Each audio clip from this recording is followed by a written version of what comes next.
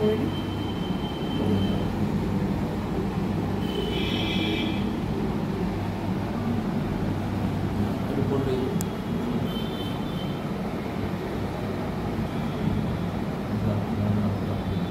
বলো। 1993 সালে 21শে জুলাই বিশ্বনাথ রায়, তিনি 11 জন শহীদের মধ্যে একজন শহীদ ছিলেন। বিশ্বনাথ রায়, তার মেয়ে আমি, মহুয়া রায় পালিত।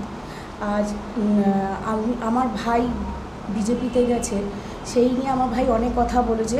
সেগুলো যথারীতি বলতে গেলে সত্যি কথা সে বলেনি, মিথ্যেই বলেছে।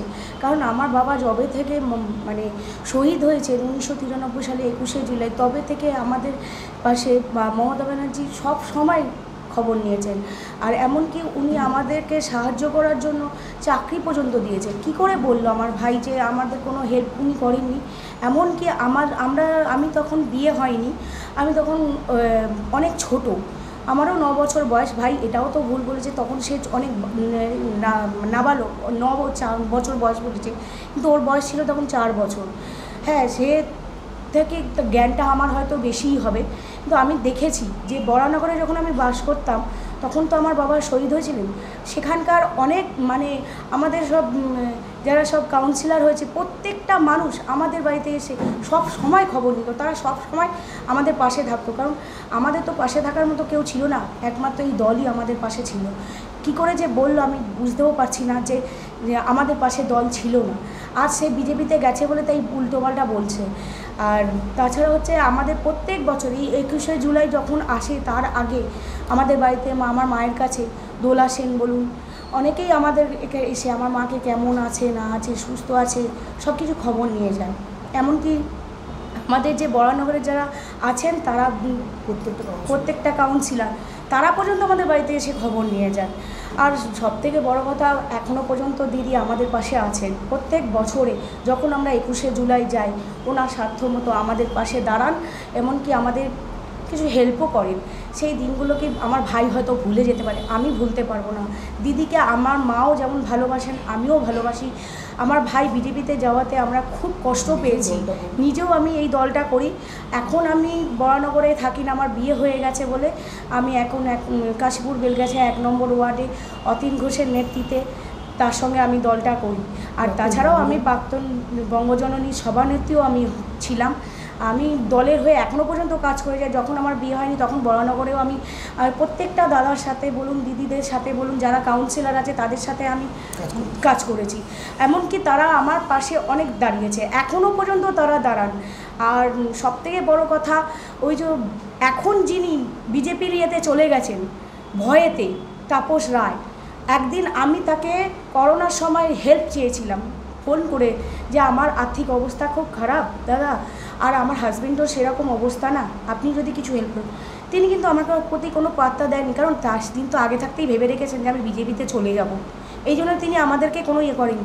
কিন্তু আমাদের অতীনদা, আমি যার নেতৃত্বে এখন করি, তিনি আমাদের অনেক হেল্প করছে। এমনকি কিছুদিন আগে আমার হাজব্যান্ড শরীর খারাপ হয়েছিল, 2-3 মাস আগে, তো রাত্রি 2-2-2:30 হবে, তখন আমি ওনাকে ফোন করাতে সঙ্গে সঙ্গে উনি আমাদের ব্যবস্থা নিয়েছেন।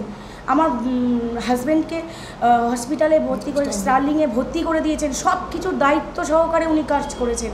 এমন কি করে সে বলে যে আমরা দলের থেকে সাহায্য পাচ্ছি না? আমি পাই। যে চলে গেছে তার থেকেই বরঞ্চ আমরা কিছু পাইনি, তিনি হচ্ছে তাপস রায়। মা আর আমার ভাই যে চলে গেছে বিজেপিতে, তার জন্য আমার মা সত্যি কিছু জানতো না, তাকে আমিই জানাই। সে আর খুব কষ্টও সে পেয়েছে। আর আমি মায়ের নাম হচ্ছে মিতালি রায়, তিনি খুব অসুস্থ।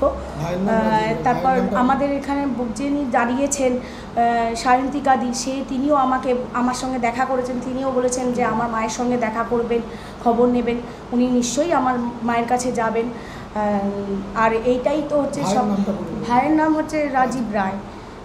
সে আর কি অন্য দলে চলে গেছে, সেটার জন্য আমি খুবই দুঃখিত। কিন্তু আজ যে কথাগুলো আমার ভাই বলেছে, সেগুলো সম্পূর্ণ মিথ্যে কথা। আজ আমাদের দল পাশে নেই বলাটা খুবই ভুল কথা। আমরা সারা জীবন, আমি আমার মা এই দলকে ভালোবাসি, কারণ আমার বাবা তো এই দলের হয়ে ছিলেন। আর মমতা ব্যানার্জি অন্তত তার প্রাণ, তাকে কি করে আমি বাবার জায়গাটা আমি অসম্মানিত করব, অন্য দলে চলে যাব? পারবো না।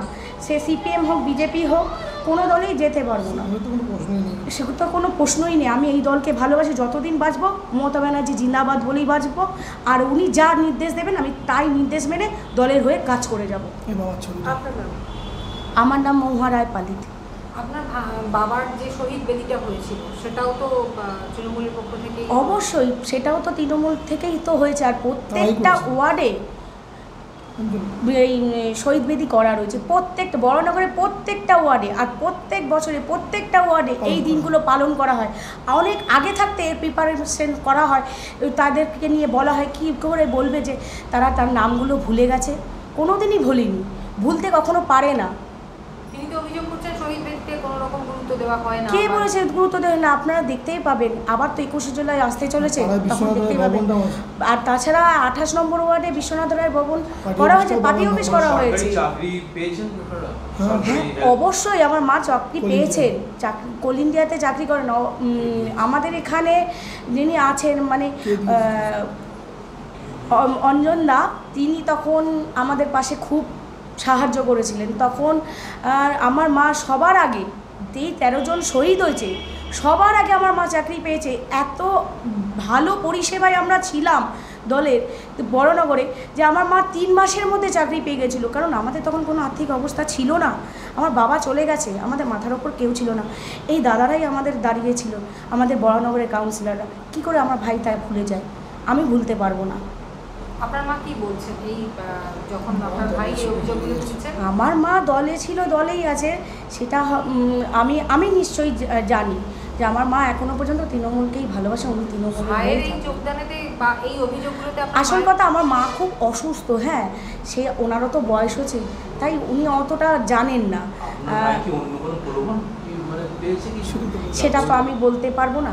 আপনারা তো নিশ্চয়ই জানেন বিজেপি এখন ভয় দেখিয়ে অনেক কিছু করে দলে টানছে, সেরকম কিছু হয়েছে কিনা আমি বলতে পারছি না।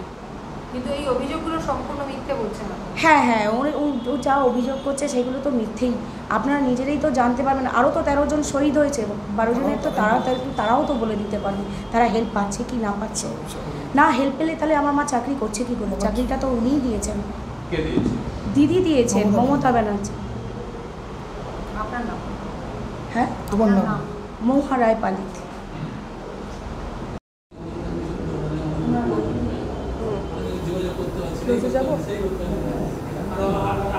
কত হলো? কত হলো? একদম 10-12 ঘন্টার মধ্যে কাজ করে দিলাম।